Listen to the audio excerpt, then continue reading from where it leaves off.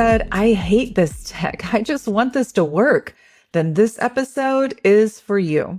I'm talking with Brenda Breland today, the creator behind Build Business Academy and BuildDesk, a done-for-you system that helps business owners automate leads, follow-up, and client journeys without needing a full-time ops or marketing team. Brenda builds scalable systems for both bodies and businesses. She started in the health and fitness space, coaching women through sustainable fat loss and lab-driven wellness. Over time, she's realized that the same thinking she used to transform a body, like identifying gaps, tailoring a plan, and tracking data, is what entrepreneurs needed in their businesses as well. Now she helps everyone from online coaches to brick and mortar practices streamline their tech, nurture leads, and increase revenue with less chaos. We're going to jump into a number of things in this conversation. Here's a few of them. Why most small businesses are leaking money in their follow-up. The difference between AI that replaces you and automation that really amplifies you. Why every business, even the tiniest solopreneur, needs some form of CRM from day one. The sandwich method Brenda uses in her own content to hook the right people without feeling salesy. How to think about B2B versus B2C when you're deciding who you really want to serve. And one automation Brenda believes every business should have in place before the end of this year. So if you're running a small team, juggling contractors, or rebuilding your business after scaling too fast, this episode will help you see exactly where your systems are working against you and what to do about it. So let's get into it. Brenda, welcome to the show. Thank you. I'm so excited to be here and excited to chat. Yes. So I was mentioning before we hopped on, I have got a million different directions. I got to know you just a little bit at that women's retreat that we were both at in St. Louis months ago. And you know how it works in people's algorithm. I saw a few things you had going on. And then once we started interacting, now you're showing up in my stuff. And I'm like, oh, I have questions about all of these things. And so super glad to have you on the show. One, for my own benefit, but two, because I have no doubt that my listeners are going to be really intrigued by several of the things you've got going on. The first thing that really caught my attention was BuildDesk as somebody who's been a solopreneur and then had employees. And then I've stripped my business back down and I'm really working on automation, which is honestly where I should have been from the very beginning. BuildDesk has really piqued my attention, but also as a 43-year-old female, I'm really interested in what you've got going on with lifestyle and labs. And then I saw House of Scale pop up. So I am ready to completely jump into it and just pick your brain. And I know we're going to bring tons of value. So I've talked about the fact that you've got all of these successful ventures and a better business academy, of course, being one of them. And I don't know much about that either, but I have seen that you did a retreat in the last few months. What's the common thread that ties all of these businesses together for you? What's the origin story? Yeah. So I think the easiest way to explain this is, I started my health and fitness journey and I built what was called something totally different at that point. It was Keto Dynasty. I built my whole platform on me being keto, right? And I built that and I kind of realized, oh, okay, like I can take my business and I can scale it to 6 figures. And I had 2 friends who were in the network marketing industry and they're like, what are you doing? So I was like, oh, I'll show you. And then very quickly they got to 6 figures and I was like, okay, like I'm kind of good at this. So I jumped in and started doing private coaching and Build Business Academy, which is my group coaching program to really help any online or brick and mortar entrepreneur scale their business.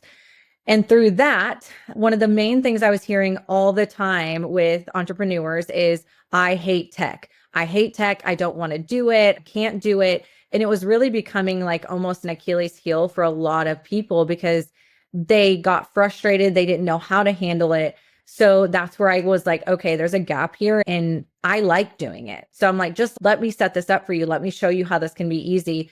And that's really how BuildDesk was built, was from the need that I was really seeing with so many of my entrepreneurs. And I was like, okay, let's go. So I really took Build Business Academy and BuildDesk and put them into one thing where I can help people scale and I can also get my hands on their tech and automations to make sure that there's no issue between marketing and actually their full scalability. Yeah, that's good. I definitely see that need. So, and then how does House of Scale fit in there? Tell me a little bit about that. So House of Scale kind of came to fruition through a mutual friend that I had met online through our mentor that we were using at the time. We ended up being put in a hotel room together at a conference. And from there, both of us kind of used each other's resources and network to really kind of help each other grow. So we were like, okay, this is something that I think a lot of people need to tap into. They need to be around people who are like them, who are typically maybe people they would view as competition, but they need to be around people and be in proximity of people who are going the direction they want to go, right? I think you know as well as I do, the role of the people around you plays a huge part of your ability to scale a business and your ability to grow or even live your dream life. And that's what we really wanted to kind of tap into is let's put a community together that allows people and entrepreneurs that are like us be in the same room, have just conversations and really kind of utilize each other as a way to help each other grow. And that's kind of where House of Scale came from. Okay, cool. And then if people don't follow you on social media or they're not watching this on YouTube, they don't see that you're a freaking knockout and that your body is, do people still say banging? Is that still a word?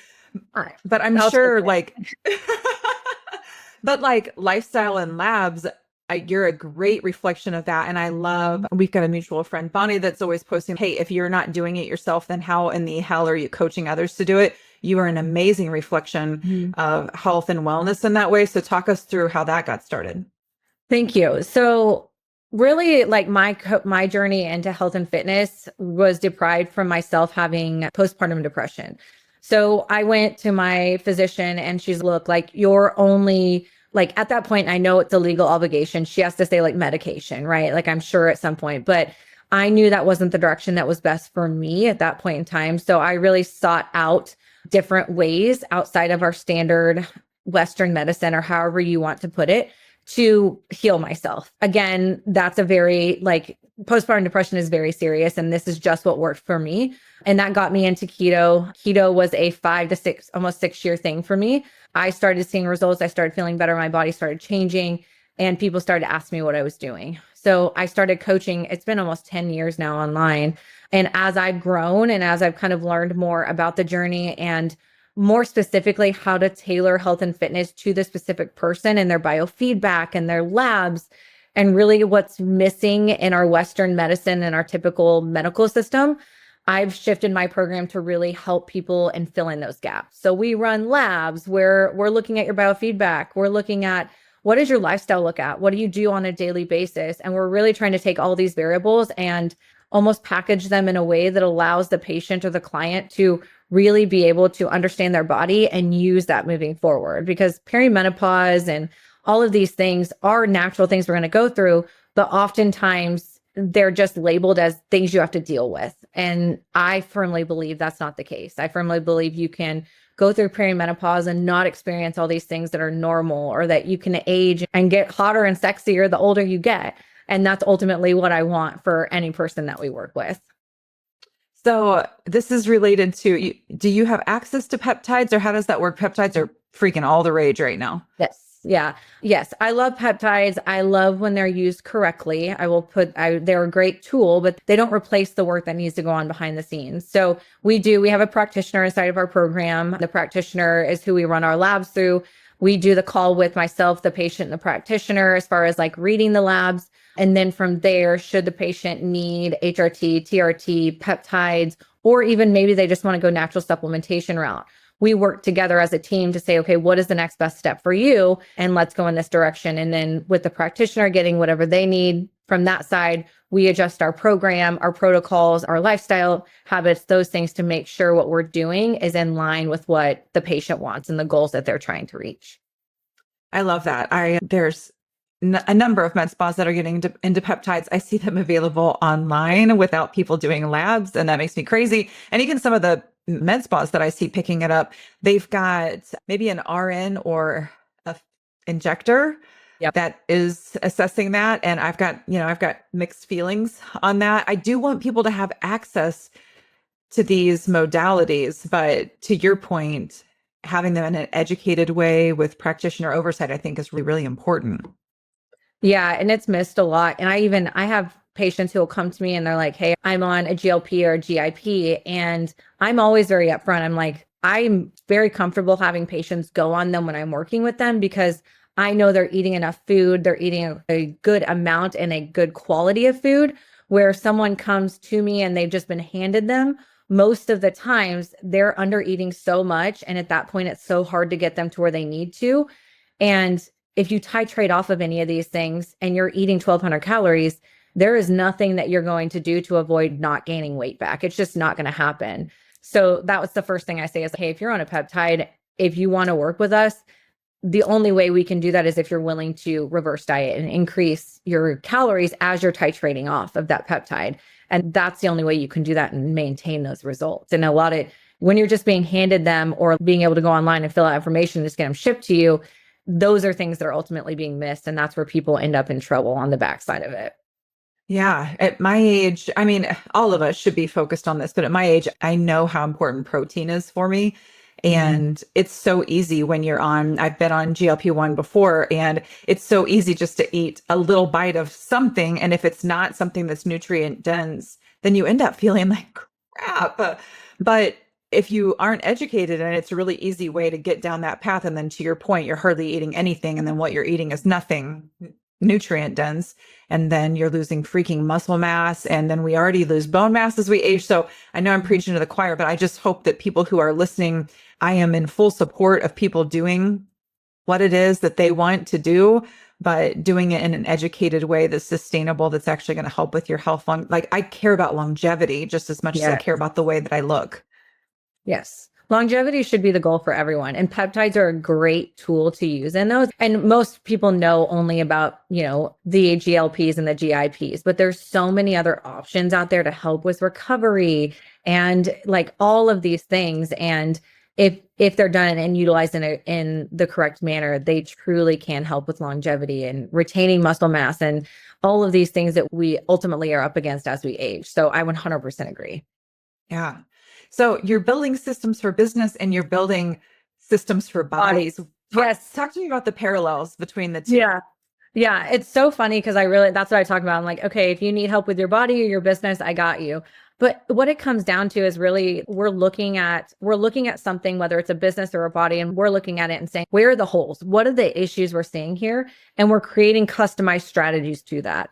And that's just how I work. I am definitely not a one size fits all person. That's just my vibe. That's who I am. It's you like it or you don't type of thing. But that's why people get results, right? It's because whatever we're looking at, whether it's your business or your body, we're looking at it from a standpoint of you.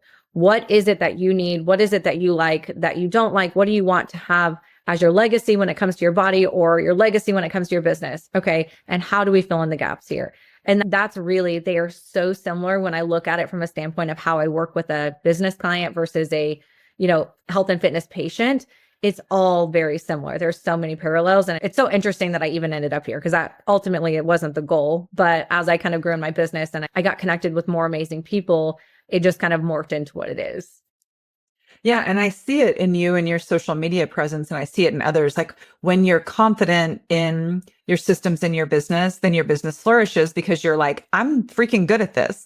I know that I am. And same thing with your physical, your health, and then also the way you look from a vanity metric. I look good for my age. So I have no problem showing up because I'm confident in myself. Like those two things are so powerful. And I feel genuinely sad in my heart for people who are holding themselves back in that way, because I'm like, I see you wanting to succeed. There's some really clear variables, some levers that you need to pull to make this happen.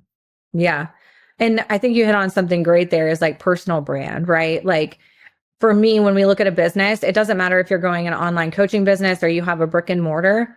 When it comes to online, your personal brand is ultimately what's going to connect people, right? People buy from a place of emotion. They buy because they connected with something you said. If you're showing up in a way that's just trying to sell most of the time, you end up getting stuck. You don't end up actually connecting with people in creating a big enough impact that actually allows them to like, hey, take that next step in whatever it is their journey is that they want to take with you. So yeah, I see so many people, like you said, online, just doing what they think they need to do rather than just showing up in a way that's authentic to them and talking to their ideal client, their ideal patient, whatever customer, and just showing up in a way that's authentic. And I think that is a huge gap that a lot of entrepreneurs or business owners find themselves in. I think, just listening to you, I'm thinking about how, like, I came from corporate. I was in corporate for 20 years. And one of the things that I've struggled with as a small business owner, or a solopreneur, has been I can show up authentically in some ways, Mhm. but I am thinking so heavily about systems and platforms because I've been in big businesses before that I sometimes want an automated system to do everything for me. And I forget that there is that people element. So how do you blend with your business? How are you blending that concept? Yeah, with AI too, this scares a lot of people, right? So what I like to tell people is automations should be amplifying who you are and what you're doing. AI typically tries to replace that. So I think I'm a fan of AI, but I think it needs to be implemented in a way that expresses the values, the tone, and all of that of the brand if you're going to use it. What we use a lot of really with our clients and business owners is automation. So what that does is it would be like, hey, I would say, hey, Kerri, what do you want when someone inquires with you and you wanted to follow up with them? What would it say, right? So if it's like, hey, Brenda, I saw I got your intake form. I'm going to look it over in 24 hours. I'll get back with you. Does that sound good to you? Question mark, right? And that would maybe be the way you say it. I say, hey, is that cool? Question mark. And they reply, yes, right? So we really look at like, how can we take your tone, your vibe, and what is the emotion and the connection that you want to have with your client, your customer, your patient, and how can we put that into an automation? So we're not replacing you, we're actually amplifying you and putting you into the process a little bit quicker. So your customer, client, patient experience is that much more amplified. So yes, with AI, we have to be careful, but what I tell people is we do a lot of automations, which takes you and places you in front of the customer, the client, the patient at a faster rate so that we get them from point A, which is essentially their inquiry, to point whatever it is, Z, B, D, whatever it is, which is ultimately our purchase or our opt-in or whatever it is we're trying to get them to do in that journey. One of the things I've noticed with your interaction online is you are really good about not giving the farm away. Like when you're giving information, you give just enough to where it's like, now I have a question. Yeah. And it's brilliant. I mean, I have noticed this with you over the last couple of weeks, and I'm just kind of watching and observing. Okay, you tee it up, and it's not salesy to where it's, oh, I can see you're doing this.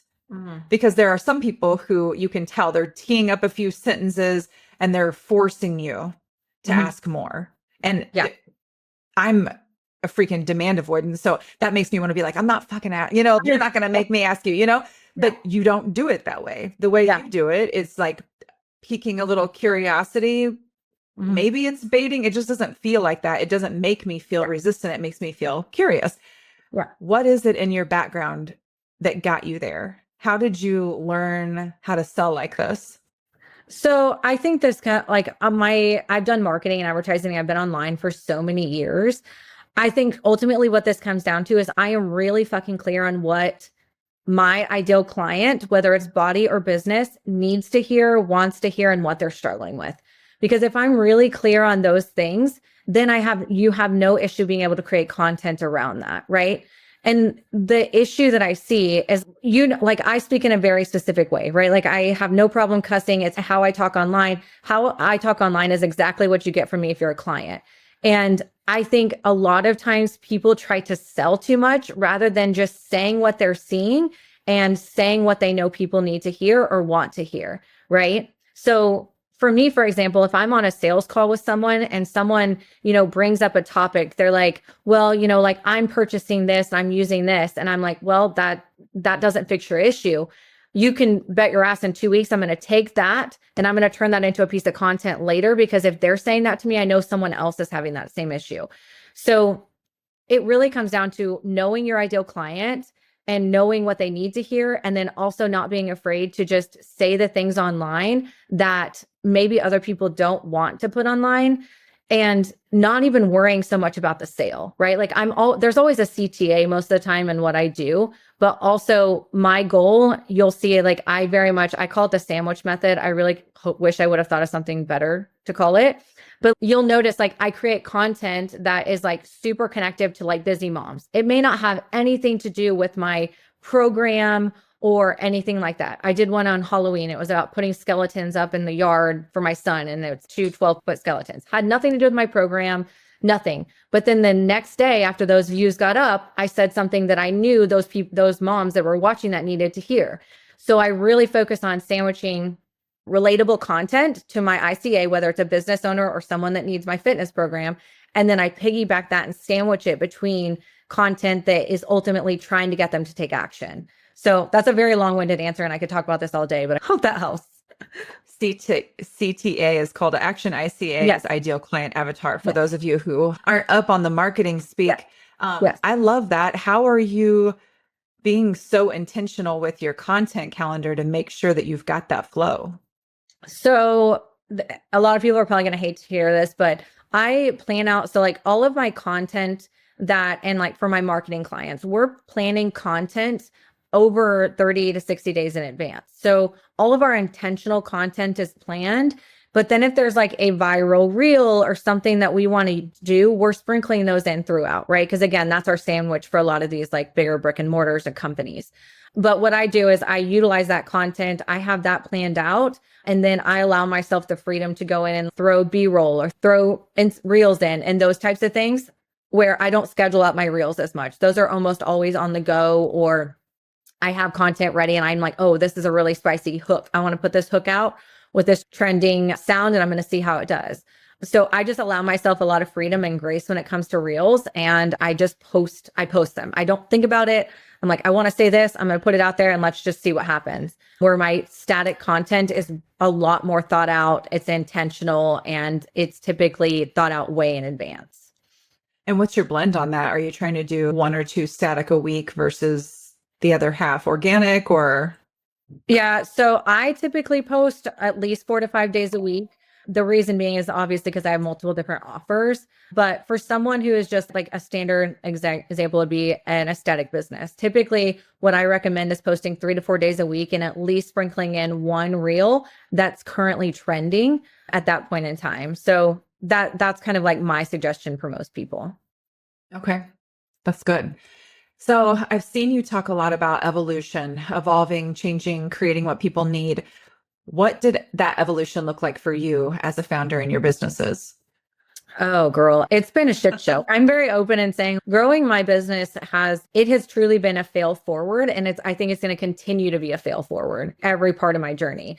So for me, like growing the business, it was truly like stepping into that next level version of myself and what I knew people needed. Because as my business has grown, I've been able to provide more for my clients. And where, example is in the last year, I grew it, my team is bigger and all of this. So I had to really learn, okay, how do I even manage a team? Because I can tell you I was really fucking bad at it, really bad. You don't know, and this is your forte. So you understand, but like, you don't know how bad you are at running a team until you have people that you have to have expectations for and not get in. Like, I'm very much in a friend zone person. I'm like, oh, we're vibing, we can be friends, but also we need to get shit done. And I couldn't balance those two things. So it is truly like I failed for years on managing a team. I failed years on what content to post and all these things. But I think the biggest thing is I just kept going. And I know a lot of people are like, well, okay, that's so, like motivational quote, keep going. But it's the truth. Like I took an $80 a month program and turned it into a multi-6-figure business for myself, where I'm making other businesses. Some of them are going to be breaking revenue over $2 million this year. So it's not that I can't, it's not that you can't do it. It's that you have to be willing to fail and just be willing to ask for help and get the resources you need through the process. Yeah. One of the interesting things I've noticed with you and people who are in similar spaces is, in my world, I think about going to a person who doesn't know anything about human resources and saying, I want to build this business. You are good at building businesses. Help me do this. And I would say 2.5 years ago, when I first left corporate, I never would have done that. I never would have went to someone who didn't have any credibility in my space. And the longer I'm an entrepreneur, the more I am 100% sure that's BS. Yeah. But it doesn't come out that way. When you're in corporate, it's like you have to have all of these credentials and really street cred is all that matters, especially when you're building a new business. Is have you done this? Can you help me do it? Doesn't matter what lane it's in. And it's interesting, that evolution. Have you seen that be a challenge for you in working with people, or are you just drawing in people who already get that? I think what's funny is like in the fitness world, credibility, a lot of people come in and think, oh, you need all these credentials. I'll shoot you straight. Like in the 10 years of coaching, I've been asked for my credentials like 3 times, right? It's ultimately comes across again in your personal brand. How confident are you in getting people results? Can you prove that you can get those people those results? And then can you help the person that's in front of you understand what that journey looks like for them? And that's ultimately what it is. So, well, yeah, in health and fitness, I've been asked it a couple of times. When it comes to building businesses, I don't really see it as often. I've seen it in BuildDesk, for example. I typically always market to online coaches or practitioners and those type of people. And we had someone come in that was like, I'm a public speaker. I speak all over. My automations and stuff are all over the place. But can you even help me with this? And I'm like, yeah, 100%, right? Because what it comes down to is the automations and the business and everything going on is all tailored to you, right? My job and what I'm good at is finding those holes and building it to fit you. It's not that I can't, I'm only good at it for fitness coaching clients or whatever that looks like. So yeah, I think it's so interesting. I'm sure for you, because I was only in corporate for a short period of time, but when you come from the corporate world, you think that everything is like, there's such a big world outside of the corporate world to dig into that people don't realize, and so many resources and things. And I think more people are starting to understand that and look and value independent contractors, like these types of like group coaching containers and all of these things in these more corporate settings. And I am seeing it go more in that direction. Yeah, I agree. I went out and bought an extremely expensive coach, a guy that, had built business after business that were big businesses that I recognized, you know what I mean? Like from a corporate setting, that was the first thing that I did. And it wasn't a good fit. I took some great things away from him. I was in his program for over 6 months, and he's a friend, but it wasn't the right fit for me. It has been such a vulnerable, humbling experience to realize like I was a master at my craft in corporate world, which I'm sad that I was good at that, because it ate my soul most days. Like, it's so political and there's so much posturing and so much masking and all of that. And so getting out to this very raw world of entrepreneurship where I don't know shit about shit when it comes to small business technology, you know what I'm saying? Or just like that. I've had somebody run payroll for me for 20 years, so it's like I run my own payroll from QuickBooks. So back when I used to say, oh, these are $10 tasks, so I'm not going to do these. I'm trying to automate those, but they don't go away. And it doesn't mean that I have to hire someone for it. And that is a huge paradigm shift that I failed at. To your point, the first couple of years in business, I was like, I need an assistant immediately. I've had an assistant for 20 years. Okay. And I need a marketing person to do this for me. And I was just looking at my revenue earlier, and I should have just freaking posted it, Brenda. I wanted to. I had it up on my Instagram screen, like, this is why this matters so much to me. And it was literally my revenue through the year. And it showed that my months were down when I had employees, not profit. My top line revenue was down. I am bringing in more sales by myself. My social media is higher by myself with a few contractors than what I had when I had 2 full-time employees. And it's just blowing my mind. It just speaks to like why things like what you're doing matter so much for solopreneurs and entrepreneurs. And that proves huge. You got to post that, because that also speaks to the people that you're wanting to attract, right? Like it speaks directly to them. So you have to post that. But yeah, I think, there's so much to be learned in the world of entrepreneurship and starting your business. And like you said, everything that you kind of learn along the way is always takes us to the next level, whether it's a fail forward or it's like, we just learned it along the way. We're always benefiting from it. Yeah. It's so wild to go from like making $500,000 with base comp and variable comp and executive benefits to starting a business and every single dollar matters. I started out billing at $250 an hour. Now I'm much higher than that, but every single hour billed, I was just like, oh my gosh. And then I was like, I'm not billing by the hour anymore. I'm billing by the project. It's just been this constant change. And having people with me is almost annoying because I'm spending more time being like, hey, I'm changing this again. You know what I mean? I know. I'm changing, like, I'm doing business again. It's constant. Yeah. So, what are the common mistakes that you're seeing when it comes to tech setup and automation for small businesses? I think the biggest mistake is that people they don't think outside of the marketing side of it. So what I mean by this is they think, oh, we need to post something on Instagram and they're going to go to a page and click on it.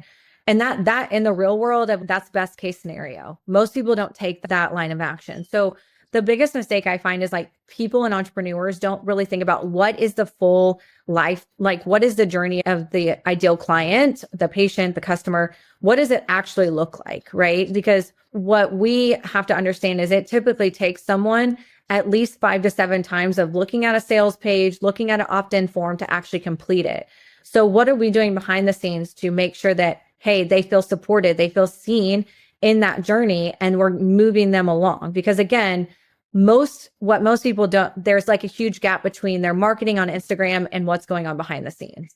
And what they don't think about is it's their job to get that person from Instagram all the way to the finish line. And that means lead nurture sequences. That means maybe a text message that says, hey, Brenda, I saw you were interested in this. I'm curious, what questions do you have, right? Like those types of things, because that's what ultimately people want. They want to have things fast. They want to connect with whoever they're with, and they want to get results.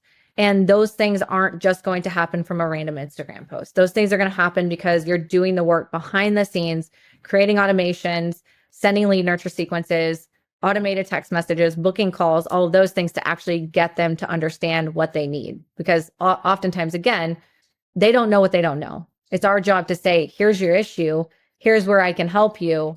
And then you have the systems and things in place to get them there and easier and more efficiently. What would you say to the person who thinks that B2B sales are the way to make larger revenue versus B2C? Like, what are your thoughts on that? I think like it depends on the type of client that you're going for, right? So again, I'll just use you for example, right? If we're like only focusing on for HR or HR services, if we're only focusing on these big corporate companies, I believe you're missing out on a lot of these smaller entrepreneurs and these smaller brick and mortars who ultimately are the ones that really need you, right? They're the ones that aren't going to these well-known on like HR companies and asking them to do their stuff. They want more high touch. They want someone that ultimately understands their business and understands what they need, not just as fitting into a box, right? So I think a lot of people, they think of all these name branded things and they ultimately miss out on so many sales and so many connections in the process. Because, you think about it, okay, yeah, we can sell, a $5,000 contract for some sort of service, or we can sell a $2,000 service, the same thing, less amount of in-person touch or whatever that looks like, and sell 10 of them way easier because we're connecting with that person, right? So it's a give and take, and it kind of, in my opinion, depends on the business and the way you want to run it. But in my opinion, a lot of people sleep, so to speak, on these smaller businesses, in these smaller entrepreneurs, and what they're willing to invest in and what they need and would be willing to hire for as they're growing. And I think that's a big, market that I think is missed from a lot of people, whether it's a service-based business or even like contracted work. Yeah, I agree. It's been a paradigm shift of mine. I was thinking, businesses have budgets and they're able to spend. And so that's where I'm going to focus. And what I've learned is I need to figure out how to scale down my offerings to meet a small business where they're at and give them what they need, but not more than the value that I bring. Yeah. And so just trying to find that balance. But again, like stepping out of a corporate setting and saying, I'm going to sell to individuals or very small micro businesses instead of a bigger business, it sounds like an uphill battle initially. Yeah. Yeah. And paradigm shift. Yeah. And I would bet too, and this is an energy thing for me, is like, I prefer working with people over corporations because I actually get to know the person. I get to know what they want, where a lot of times in corporations, there's a lot of red tape, right? There's a lot of things that you have to go through, and you're really not able to customize a lot of things because you're just trying to fit into what a box is, rather than saying, this is a collaborative conversation. Here's ultimately what I think you need and where this would be best support you. Let's figure out how to make this work. So yeah, I'm sure for you, it was a huge paradigm shift, but I'm hoping that you're saying that, that energy and that alignment is so much better as you're making that shift. Yeah, gosh, the impact I can make is almost instant and changes people's lives versus pumping out. And I love doing a compensation data study because that's who I am. I'm a nerd, but pumping that out for a larger organization versus really getting down and building the foundation for a small one. I've wanted to entirely shift to small businesses because of that level of impact, therefore the level of fulfillment that I get from it. Yes, I love that.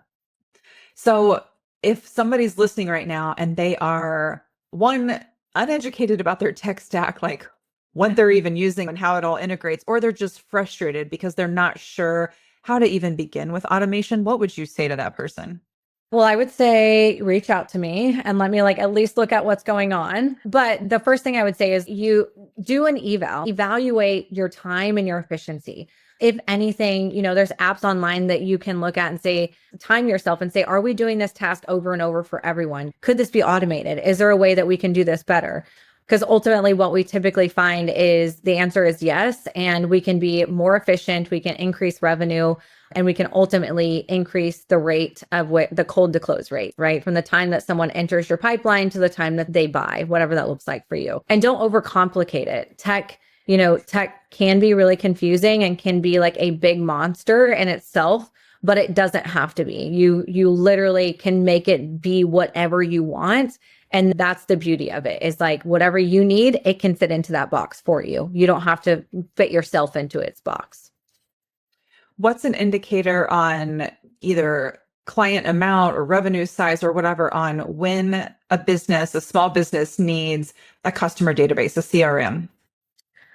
I personally think if you're starting any business, you need a CRM of some sort, because how are we going to sell if we don't have data, right? And that, I have clients, fitness coaching clients who aren't even making any money yet. And we're setting these up all the way up to, a plastic surgeon and a speaker who are making, multi six figures. The difference is the level of automations and the things that you need inside that CRM, right? So someone who's just getting started, we don't need all these bells and whistles. We need something that's simple, that works for you, that we can track the data. How many leads do we have coming in? How many calls do we have booked? Are these people booking calls? If they're not, why, right? Because this is all the data we need for someone that starts. And then for those higher tier businesses, the people who are bringing in more leads, those types of things, that's where you take that data and you say, okay, how can I get even deeper on this? Is it that we need to change sales pages? Is it that our sales team's not performing? Is it that the automation needs to change? So it's not really that we need to question whether or not someone starting a business needs our CRM and what revenue they need at. They all need a CRM, in my opinion, whether it's free or Google Sheet. What you need to ask yourself is, at what level do you need to start doing things more efficiently and effectively for yourself, your team, and ultimately your leads and your potential clients that you're wanting to bring in? Good answer. Spoken like a person who owns the tech. Right? It's so good. Like I totally get what you're saying. And I have vacillated on this, and I'm excited to be stepping into BuildDesk myself and learning a little bit more about this, just because I haven't focused on it. I've got my email marketing, but it's not segmented or any of that kind of stuff. And so I do see the need. And after 2.5 years, I definitely feel a little behind not having it. And I know the best time is now. So it's just time to jump in. Yeah. What's one automation that you think every single business should have set up by the end of this year?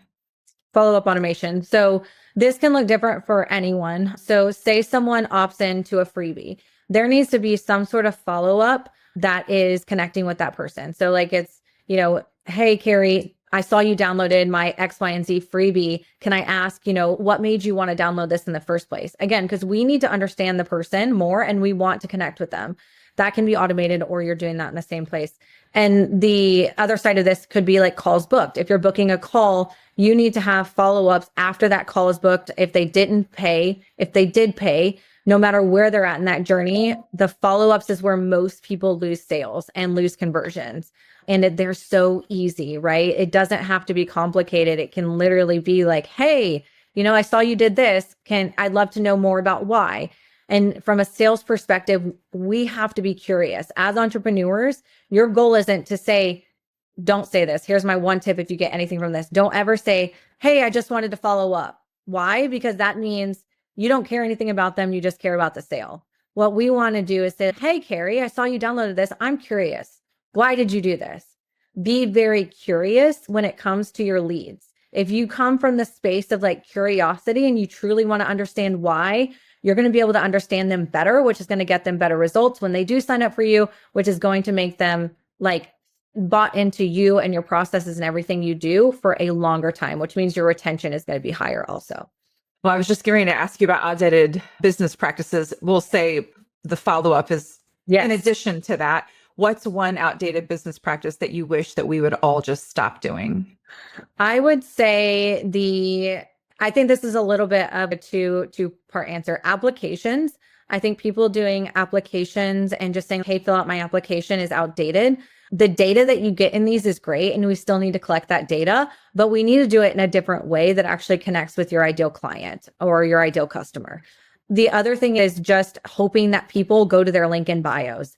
You have to remember that Instagram, Facebook, and all those things are actually integrated with Google now. So what you put on social media is even more impactful now. I think they implemented this, September, August, maybe, is even more impactful now to the broad picture of what you're putting out online. So your links in bios and like just saying, go book us now, those days are over. You can't do that. And it's very outdated. So really get clear again. We kind of talked about this before. Get clear on who your ideal client or customer is, what they're feeling, how you're going to fix the problem. And then whatever we're putting in our link in bio needs to get them some sort of immediate connection with you. That we are in an Amazon Prime era. Okay. If you can't perform and get people quick access or quick replies or quick whatever it is like Amazon Prime, you're going to fall behind. Gosh, that's so true. And that's probably not going to change. It's only going to get faster and more efficient. Yep. Personally, what's exciting you the most about your businesses right now? I know you've got several different things going on. What's the one thing that you're like, this brings me so much joy? So right now it is like combining BuildDesk and Build Business Academy. It's me really being able to connect with entrepreneurs, find the gaps and see their businesses scaling. Like whenever I can come in and I can see your leads are converting and you're making more money, like that, like fucking lights a fire for me. And I just love it. And then the other side of that is being able to be in person with my clients. We do the BBA retreat every single year. And I can never say this enough. It is literally my favorite week of the whole year because you're in the same room with these people. You're sharing space, you're connecting. And it's not just me and the client, it's my clients and the other clients, because I see them, they build relationships and then they're sharing things and they're growing together. So it truly is the relationship in the community that we're building through BBA and BuildDesk and ultimately continuing to grow that. That's really what I'm most excited about going into 2026. So do your BBA clients automatically get access to BuildDesk, or what does that relationship look like? Yep. Anyone who comes into BBA automatically gets access. The reason being is I move fast. If there's one thing you know about me, it's I'm like a right here, right now person, which also has caused me to fail multiple times because of it. But we learned how to use it. When someone comes into BBA, I want them to know that their tech and everything is handled for them. We are able to move a lot faster if I can already know, okay, give me your contract. We'll get it set up so it's automatically sent to your clients once they pay. Okay, after they get that, their welcome email is set up. So we know we can set that stuff up, the baseline, very quickly. And then from there, we utilize that baseline to continue to scale and grow with the business. So that's ultimately why we combine the two. It was a no-brainer, and being able to help anyone that came into BBA grow faster and not have to worry about that stuff. And we've kind of thrown around BuildDesk. Tell us what it is, like if a client is interested. Yeah. So BuildDesk is our all-in-one platform. What it does is it replaces almost anything that you're using. So if you're someone that uses like Dropbox Sign or Adobe Sign, and then you're using Flowdesk to send out emails, and then you're using Avocado to send text messages, we replace all of that in one place. And we also track and help Or as a dashboard where we'll look at your leads. We know exactly how much money you have sitting in a leads pipeline. So we can really do everything from your website, your funnels, all the way to forms, all the way to keyword automations on Instagram. If someone comments RSVP, they can automatically get sent a form inside of BuildDesk and then get sent a text message. So again, it's every single step of that client journey that they're going to take from the moment they inquire about a lead to the moment that they pay you and after, that we can take care of in one place. So we really streamline everything for the entrepreneur and the business owner, as well as they have access to my team. So my team is their team. So they don't have to feel like they have to know everything. If they need something set up or anything like that, we're available to them to help them get those things set up or be like a troubleshooting area for them if they have any issues. So small business owners are listening, and I'm sure they're thinking like what I am, like, yes, yes. So how do they get in contact with you? Yeah. So obviously you guys can always reach out on Instagram. I'm always on there. BuildDesk.ai is our website, and you can actually sign up on there for 1 month free, which is just a free kind of trial to see what it is. I'd set it up for you, show you around what it would look like, and then you can kind of decide what you want to do from there. But yeah, you'll reach out to me in any of those places and I'll get back to you ASAP. Amazon Prime. What's that? What's that Instagram handle? It's Balancing Breland. Okay. Breland is Breland, and we will make sure to link that in our show notes. Brenda, anything else that you want to add before we wrap today?